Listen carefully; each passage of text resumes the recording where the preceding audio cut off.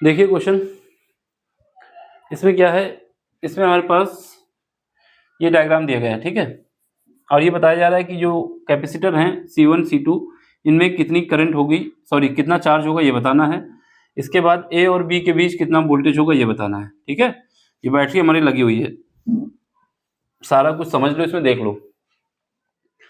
एक बात याद रखना, क्या बात बोल रहा हूँ, कोई कॉन्सेप्ट याद हो या ना याद हो, जो मैं बोल रहा हूँ वो याद होना चाहिए। कैपेसिटर में करंट नहीं जाती है, एक बात, क्या बात है, कैपेसिटर में करंट नहीं जाएगी।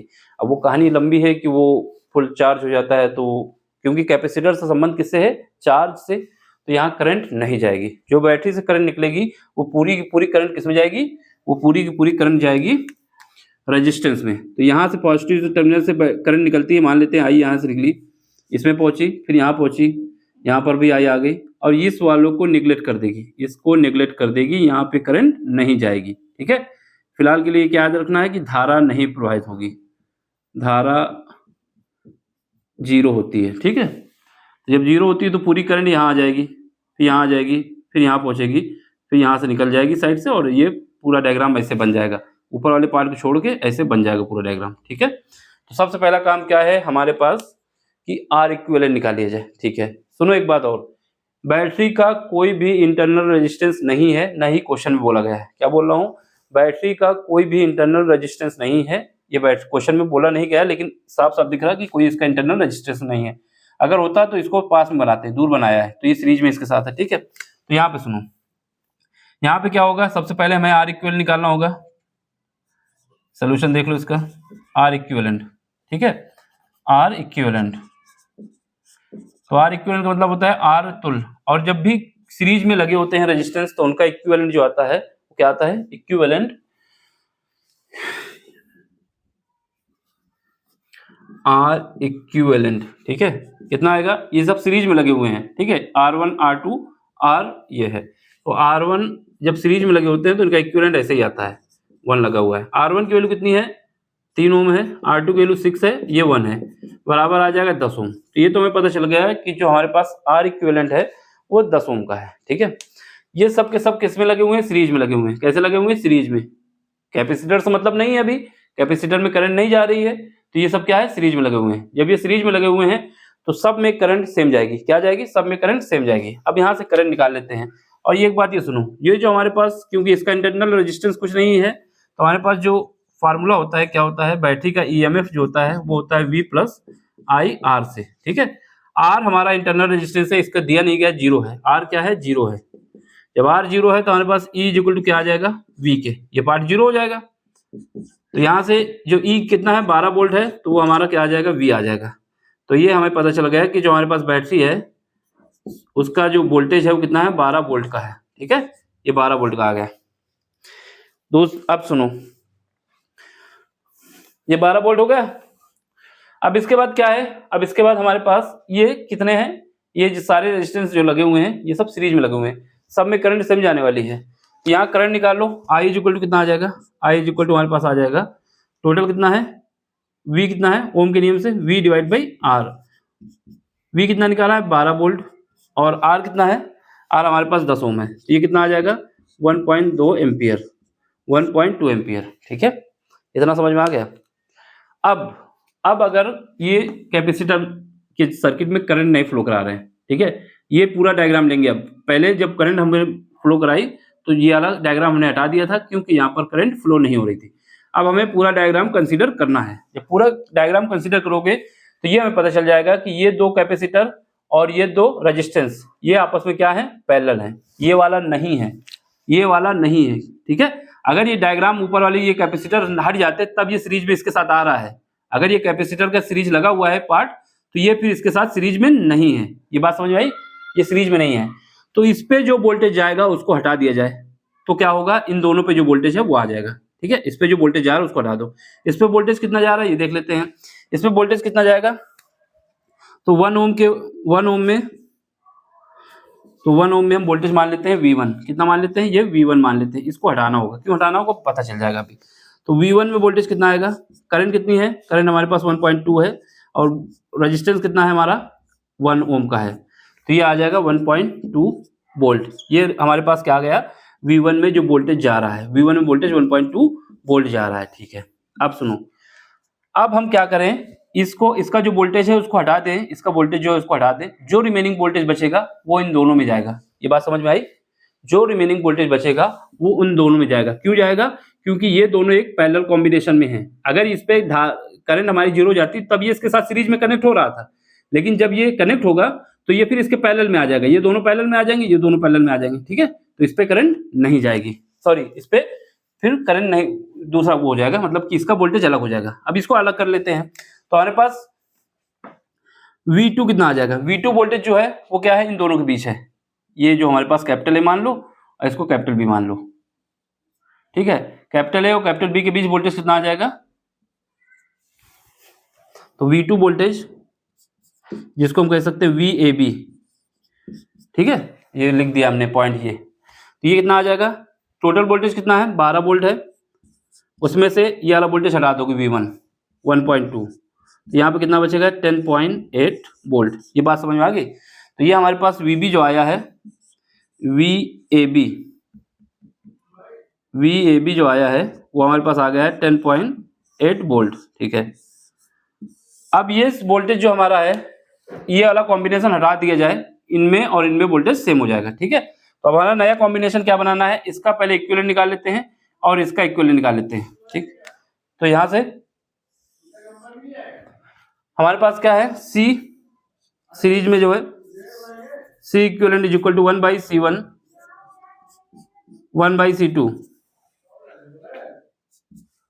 इज इक्वल टू होगा 1/1 माइक्रोफैरेड प्लस 1/2 माइक्रोफैरेड।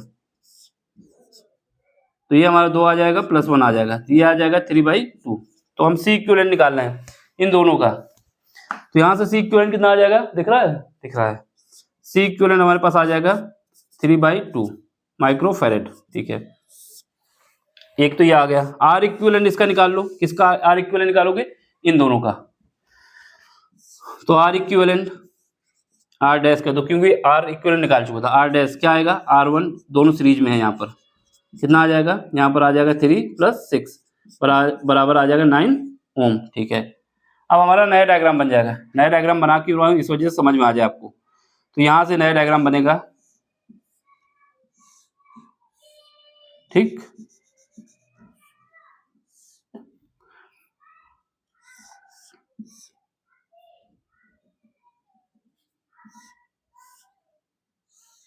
ठीक है, ये देखो, ये कैपेसिटर लग जाएगा C इक्विवेलेंट कितना आया? 3/2 माइक्रोफैरेड। ठीक, 3/2 माइक्रोफैरेड। यहाँ रिंग लाइट का खेल हो गया, तो बंद कर देता हूँ मैं। 3/2 माइक्रोफैरेड। ये रेजिस्टेंस कितना आया है? ये हमारा आया है 9 ओम। ये R इक्विवेलेंट जिसको R डैश कह रहे हैं, ये 9 ओम का है। देखो ये बनाने की जरूरत नहीं थी, लेकिन आपको दिखाने के लिए जरूरी भी है कि समझ में आना चाहिए। ये वोल्टेज कितना है? ये हमारे पास 10.8 वोल्ट है, जो कि हमारा क्या है? VAB माना गया है। ठीक है, सुनो, जब कोई चीज क्या होती है, जब कोई चीज पैरेलल कॉम्बिनेशन में होती है, समांतर क्रम में होती है, तो उसमें अगर इसमें जाएगा तो चार्ज सेम होगा, इसमें जाएगा तो वोल्टेज, सॉरी, जब कोई चीज समांतर क्रम में होती है तो इसका वोल्टेज इतना होगा, इसका वोल्टेज भी इतना होगा, यानी सब में वोल्टेज बराबर होता है, समांतर क्रम में वोल्टेज बराबर होता है ना। तो ये इससे वोल्टेज पता चल जाएगा। अब हमें क्या निकालना होगा? चार्ज कितना इक्विवेलेंट आएगा। ठीक है, तो चार्ज इसका निकाल लो। चार्ज इक्विवेलेंट कैसे निकालोगे? यहाँ पे नीचे देख लो, हो जाएगा charge equivalent Q equivalent is equal to क्या आ जाएगा? वोल्टेज CV होता है ना, CV इक्विवेलेंट और वोल्टेज VAB। ये कितना आ जाएगा? C इक्विवेलेंट कितना आया हमारे पास? 3/2, और ये कितना आ जाएगा? 8 ये आ जाएगा 10.8। अब इसको, ये गलत हो गया, यहाँ पर हमारे पास इसका क्रम बदलना होगा ना, ये उल्टा हमने कर दिया। देखो ये क्रम बदल जाएगा, ये कितना आ जाएगा? 2/3 आ जाएगा, 2/3। ये 1 इक्विवेलेंट था ना, तो ये क्रम बदल जाएगा, यहाँ पर उल्टा हमने लिख दिया, सॉरी, ये 2/3 हो जाएगा। ठीक है, तो ये कितना आ जाएगा? ये आ जाएगा 2/3। इसको इससे काट दोगे कितना आएगा? 3.6 आ जाएगा। तो ये जब काटोगे तो हाँ 3.6 आएगा। ये कितना आ जाएगा? 7.2। ये माइक्रो कूलाम आ जाएगा। क्या आ जाएगा? Micro coulomb. तो चार्ज कितना आया? चार्ज आया है 7.2 माइक्रोकूलम।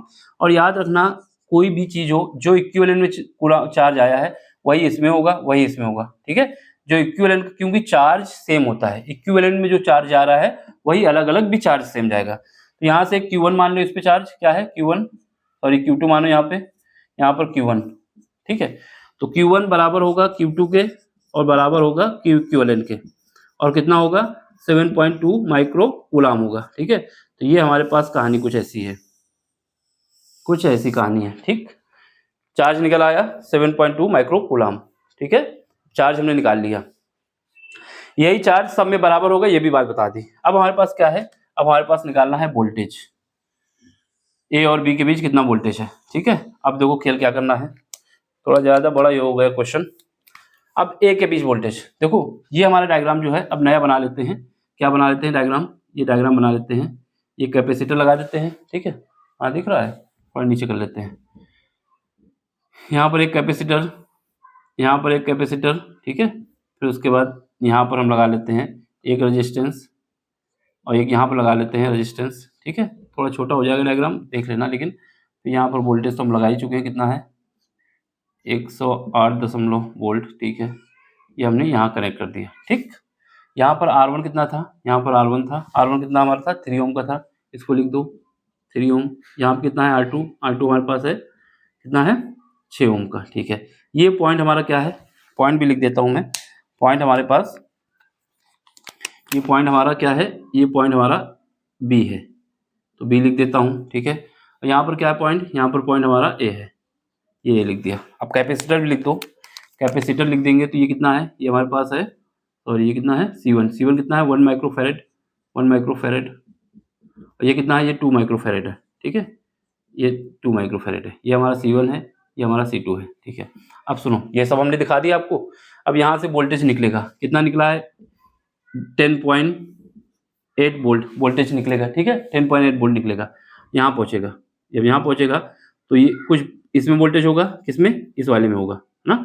और यहाँ से जब चार्ज आएगा, जब यहाँ पे चार्ज आएगा, कितना चार्ज आ रहा है, ये हमारे पास करंट जा रही है, यहाँ पर करंट जाएगी, यहाँ पर चार्ज जाएगी। चार्ज जो हमारे पास क्या है, चार्ज सब में इक्वल है, ठीक। तो ये चार्ज कितना है, यहाँ का जो चार्ज है Q इक्वल कितना है, Q इक्विवेलेंट कह दो या Q कह दो, कुछ भी कह दो, कितना है 7.2 माइक्रोफेरेड है, माइक्रो कूलम है, ठीक।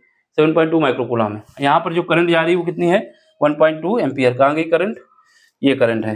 तो करंट तो सब में सेम जा रही है ना। यहाँ पर जो करंट जा रही है क्या है, करंट जो आई है वो क्या है, ये हमारे पास करंट है, कितनी है 1.2 एम्पियर की है, ठीक है। अब सुनो, जो वोल्टेज यहाँ से जब करंट जाएगी तो इसमें कुछ वोल्टेज आएगा, जो वोल्टेज इसमें लग चुका होगा, जो लग चुका होगा, उसके बाद जो रिमेनिंग वोल्टेज बचेगा वो बी पे पहुंचेगा। क्या बोल रहा हूँ, जो वोल्टेज 6 ओम का ले चुका होगा, उसके बाद जो वोल्टेज बचेगा वो बी पे जाएगा, ठीक है। इस यही ऐसे ही चार्ज, ये 2 माइक्रोफेरेड का जो हमारे पास कैपेसिटर है, जितना वोल्टेज ले चुका होगा, जो रिमेनिंग बचेगा वो ए पे जाएगा।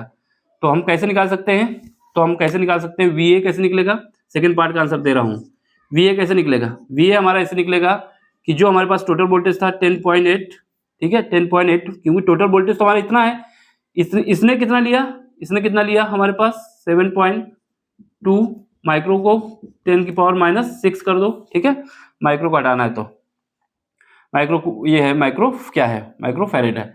तो यहाँ पर हमारे पास जो ये फार्मूला याद होना चाहिए, क्या है, C Q is equal to क्या होता है, CV होता है ना, Q is equal to CV होता है। तो हमें वोल्टेज निकालना है, तो V2 निकालना है, तो कैसे निकालोगे, यहाँ पर V2 लिख दें जिससे आइडिया हो जाए, ठीक है। यहाँ पर VC2 लिख दो, V ओम के नियम लिखोगे, इससे क्या आएगा, इससे मैं चार्ज वोल्टेज निकालना है, V2 मान लेता हूँ यहाँ पर, क्योंकि कैपेसिटर 2 है, ठीक है। तो ये क्या आएगा, ये हमारे पास आ जाएगा Q इक्विवेलेंट हो या जो भी हो, क्योंकि सब सेम है दोनों, Q2 लिख देता हूँ और C2 लिख देता हूँ।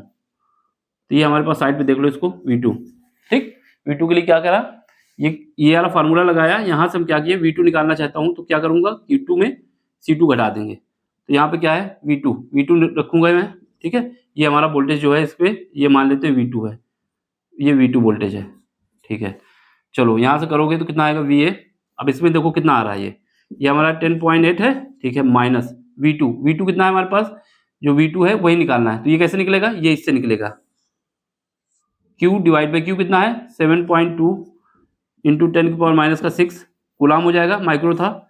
अब यहाँ कैपेसिटर कितना है 2 इंटू 10 कितना आ जाएगा 6, ये फैरेड, इसको डिवाइड किए इससे, तो ये कूलाम से कूलाम कट जाएगा, सॉरी हाँ 10⁻⁻6 से 10⁻⁻6 कट गई, इससे इसको काटोगे 3.6 बचेगा। तो यहाँ क्या बचा 10.8 माइनस का 3.6, ये जब घटाओगे कितना आएगा 2 आएगा, फिर उसके बाद यहाँ से 7 बचेगा, 72 वोल्ट आ जाएगा। कितना आएगा VA जो आ गया हमारे पास वो आ गया 7.2 वोल्ट। ये बात समझ में आई कि नहीं आई? ये कैसे निकली? जो ये कैपेसिटर चार्ज वोल्टेज ले चुका होगा उसके बाद जो वोल्टेज बचेगा वही तो ए पे पहुंचेगा, तो वो हमने निकाल दिया। अब ये रेजिस्टेंस जो वोल्टेज ले चुका होगा, यहाँ का जो वोल्टेज हम उसको क्या मान लेते हैं, इस वाले वोल्टेज को मान लेते हैं VR2, ठीक है, इसको CR2 भी कह सकते हो। तो अभी क्या है VB कैसे निकलेगा, टोटल में से इसके वाला जो वोल्टेज यूज हुआ है उसको निकाल दिया जाए। तो यहाँ पे टोटल क्या है 10.8 माइनस का ये कितना है रेजिस्टेंस और करंट का मल्टीप्लाई कर दो, यहाँ पे VR2, ठीक है। अब इसको सॉल्व करो, देख रहे हो वहाँ पे, देखो कितना आएगा 10.8 माइनस VR2 कितना होगा, ये दोनों को मल्टीप्लाई कर दो 1.2 इंटू फिर कितना है 6 है, ठीक है। तो मल्टीप्लाई जब करोगे तो आंसर आगे बढ़ जाएगा, ठीक है। तो ये हमारा कितना हो जाएगा 108.10.8, ये पॉइंट लगा हुआ है माइनस ये कितना हो जाएगा 72। तो यहाँ से जब निकालोगे तो VB कितना आ जाएगा, VB हमारे पास आ जाएगा 3.6 वोल्ट, ठीक है। अब इसने हमसे पूछा है कि A और B के बीच कितना विभवांतर है, विभवांतर का मतलब है अंतर कितना है, ठीक। तो इसको देखो हमें क्या निकालना है, VA माइनस VB निकालना है। VA कितना निकाला है 7.2 निकाला है, VB कितना निकला है माइनस का 3.6 निकला है, तो कितना आ जाएगा ये हमारे पास आ जाएगा 3.6 वोल्ट। ये हमारा आंसर है। देख लो समझ लो, फिर से एक बार समझा देंगे, थोड़ा लंबा लेक्चर हो गया लेकिन समझाना जरूरी है ना। देखो सबसे पहले काम क्या था, सबसे पहला काम हमारा था कि ये सब इक्विवेलेंट निकाल लिया जाए। जब हम करंट यहाँ से फ्लो कराएंगे तो कैपेसिटर में करंट नहीं जाने वाली, जब नहीं जाने वाली तो तीनों के तीनों क्या हो जाएंगे सीरीज में हो जाएंगे। सीरीज में होने के बाद हमने करंट निकाल ली, करंट निकालने के बाद क्या किया, इसका जो वोल्टेज है, क्योंकि जब ये सर्किट पूरा बन जाएगा तो ये और ये कॉम्बिनेशन पैरेलल में है और ये भी इसके पैरेलल में है। फिलहाल के लिए हमें ये पता होना चाहिए इनके टर्मिनल में कितना वोल्टेज आ रहा है, तो इसमें जो वोल्टेज आ रहा है उसको घटा दिया जाए टोटल में से, तो हमको पता चल जाएगा कि इनके टर्मिनल में कितना वोल्टेज आ रहा है। तो इसके वोल्टेज हमने V1 मान लिया और V1 को निकालने के लिए क्योंकि करंट सब में सेम बहेगी तो यहाँ से V1 निकल आया, ठीक है। ये कितना निकला था 1.2, ये V1 हमारा, ठीक है। तो V1 हमने निकाल लिया, फिर V1 निकालने के बाद हमें VAB निकालना था, तो हमने A और B टर्मिनल मान लिए। तो यहाँ से क्या किया AB निकाला, कितना आया ये इतना आ गया। ये जो वोल्टेज है ये इन कॉम्बिनेशन में पहुंच जाएगा, जितना वोल्टेज इन दोनों में है उतना ही वोल्टेज इन दोनों में है, ठीक है। तो इनको इक्विवेलेंट निकाल लिया और रेजिस्टेंस का इक्विवेलेंट निकाल लिया, ठीक है। फिर निकालने के बाद हमने दिखाया कि वोल्टेज सब में बराबर है। अब हमारे पास क्या है, क्योंकि चार्ज जो होता है, जो इक्विवेलेंट में चार्ज होता है और जो अलग अलग चार्ज होता है, सब में आवेश सेम होता है, क्योंकि ये सीरीज में लगे हैं, सीरीज में आवेश सेम होता है। तो सीरीज में हमने इक्विवेलेंट का आवेश निकाल लिया, वही हमारा इसमें भी होगा वही इसमें भी होगा, उसका यूज किया। फिर उसके बाद इसमें रेजिस्टेंस में हमने तो करंट निकाल ही चुके थे। अब हम क्या बताएंगे कि जब यहाँ से हमारे पास ये धारा जाएगी इसमें जाएगी, जो चार्ज जाएगा इसमें जाएगा, ठीक है, चार्ज इसमें जाएगा, तो यहाँ से चार्ज हम दिखा देते हैं, यहाँ पे करंट जा रही है। इसने जो भी वोल्टेज ले लिया उसके बाद जो वोल्टेज बचेगा वो A पे पहुंचेगा। A पे पहुंचने के लिए ये खा चुका होगा वोल्टेज। अब यही क्यों खाएगा, क्योंकि बैटरी का जो पॉजिटिव टर्मिनल होता है उससे चार्ज निकलेगा और करंट निकलेगी, तो पहले ये खाएगा, ये खाने के बाद इसके पास पहुंचेगी। तो इसके पहुंचने से पहले इसमें जो करंट A पे होगा, सॉरी वोल्टेज जो A पे होगा वो निकाल लिए। फिर उसके बाद इस रेजिस्टेंस में कुछ वोल्टेज खा लिया, क्या बचा B पे बचा, B पे जो वोल्टेज बचा उसको निकालेंगे तो ये हमारा VA और VB आ जाएगा। इस पे जाने का इंतजार नहीं करना, क्योंकि इसमें पूछा है इस पे और इस पे कितना डिफरेंस है, तो उसको निकाल लिया हमने यहाँ पे, ये हमारा आंसर आ गया।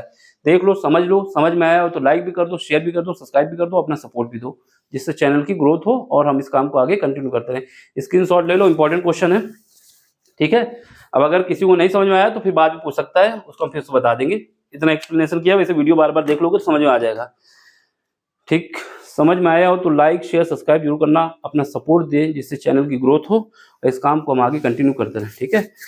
स्क्रीनशॉट ले लो, फिर चलो मिलते हैं अगले लेक्चर में। Thank you for watching, bye, take care.